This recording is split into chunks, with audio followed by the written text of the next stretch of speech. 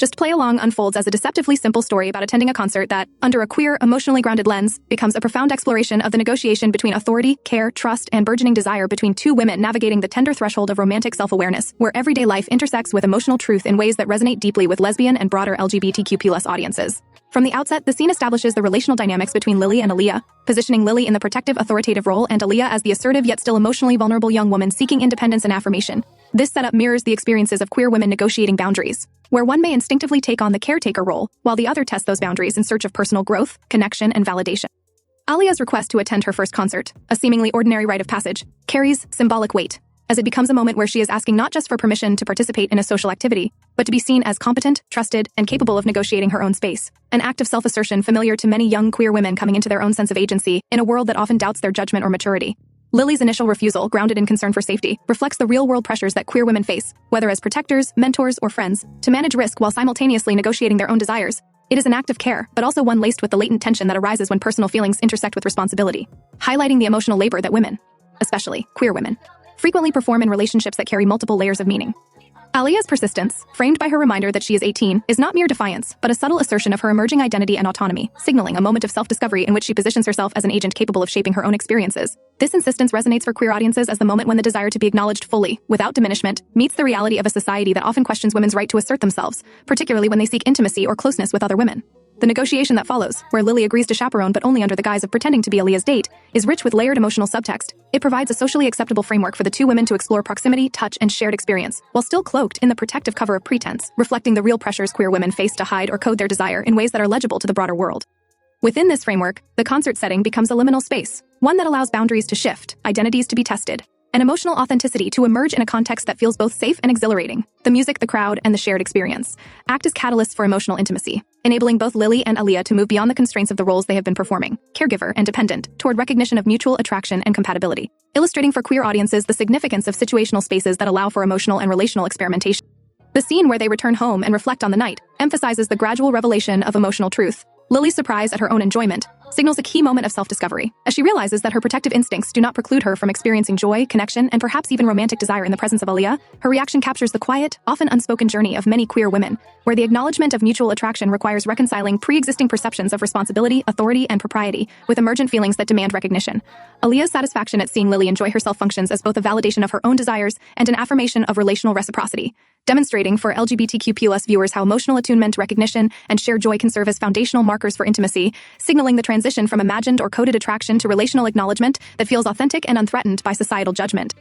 Their conversation about how Aliya's friends perceive them as a perfect couple crystallizes the scene's exploration of visibility versus perception. Friends' observations act as an external mirror that reflects latent truths, reinforcing the idea that queer love is often negotiated in social space through the lens of others' recognition before it can be fully owned and articulated by the women themselves. This dynamic resonates with audiences familiar with the ways lesbian and queer relationships are often validated or invalidated by social acknowledgement, a subtle but powerful commentary on the pressures to justify emotional and romantic truth within broader cultural frameworks. The tender, unspoken exchange as they look at each other following this acknowledgement is emblematic of the narrative's emotional core, the recognition that attraction, care, and compatibility have always existed between them, waiting to be named, but had required a socially legible scenario, the concert, the chaperone pretense, to surface. The gradual unfolding of their feelings here highlights a central theme for queer women and women in general, the interplay of longing, repression, and eventual affirmation, demonstrating how the act of witnessing one another's emotional responses, joy, surprise, hesitancy, delight, becomes an act of co-creation of relational reality, a process in which both women move from private, internalized feelings to shared, visible intimacy.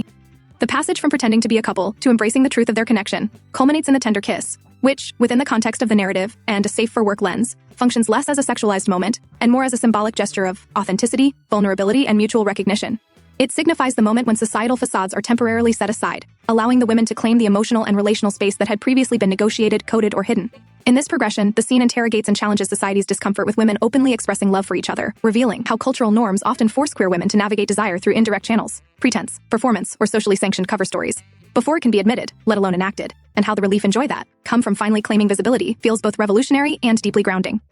Lilly and Aliya's interaction can be read as a meditation on the emotional labor queer women perform to safeguard both themselves and one another, balancing care, self-protection, and curiosity, while gradually revealing desire, their playful negotiation, the consent-driven structure of the chaperone arrangement, and their eventual acknowledgement of attraction model relational integrity that foregrounds mutual respect, consideration, and attentiveness, key aspects of emotionally authentic queer relationships. Moreover, the story illuminates how societal pressures to code queer desire persist today. The need to pretend, to negotiate appearances, and to frame affection in terms of propriety underscores the ongoing tension between visibility and safety, between being true to one's feelings and conforming to external expectations.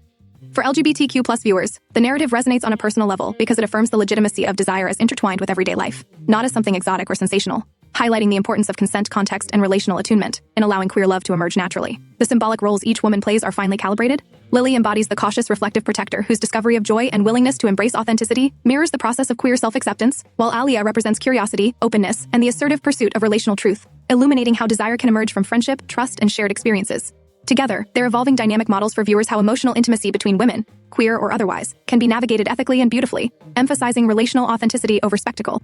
The concert itself operates as a metaphorical threshold, a liminal space in which the rules of ordinary life are loosened, allowing both women to experiment with emotional and relational expression in a contained but liberating environment. It is a narrative device that speaks to the broader experience of queer women finding or creating safe spaces where emotional exploration is possible, and where desire can be acknowledged without fear of censure or harm.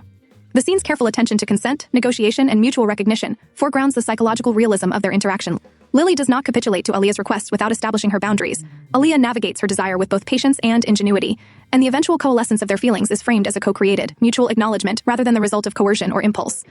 This is particularly resonant for queer audiences accustomed to seeing narratives of same-gender attraction depicted in ways that either fetishize desire or erase the complexity of emotional development. By centering communication, care, and the slow unfolding of mutual awareness, the film portrays a relational journey that is at once authentic, accessible, and profoundly moving. The denouement, with their shared reflection on the perceptions of Aliya's friends and their realization of compatibility, highlights the interplay of internal and external validation. Their emotional truth is simultaneously personal and social, suggesting that the recognition of queer love often requires navigating multiple spheres of visibility, from private self-recognition to the social acknowledgement that allows feelings to be affirmed externally. In so doing, Just Play Along not only provides queer audiences with representation that reflects lived experience, where attraction, friendship, and emotional discovery intersect in nuanced ways, but also models how women can claim relational and emotional authenticity in a society that frequently pressures them to minimize, justify, or obscure their feelings.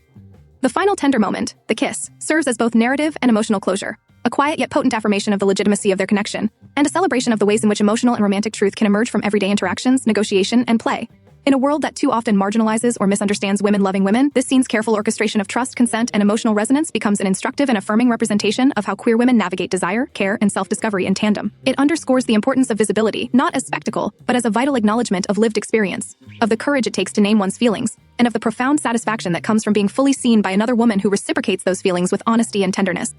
For all women and queer audiences, the story encapsulates the delicate, exhilarating, and ultimately affirming process of moving from friendship to recognition, from pretend to real, from longing to openly shared love, reminding viewers that the emotional work of queer visibility is both personal and communal, and that the spaces we carve for authenticity are essential to experiencing the fullness of human connection, the joy of mutual recognition, and the transformative power of being allowed to play along, safely, openly, and truly with the one who matters most.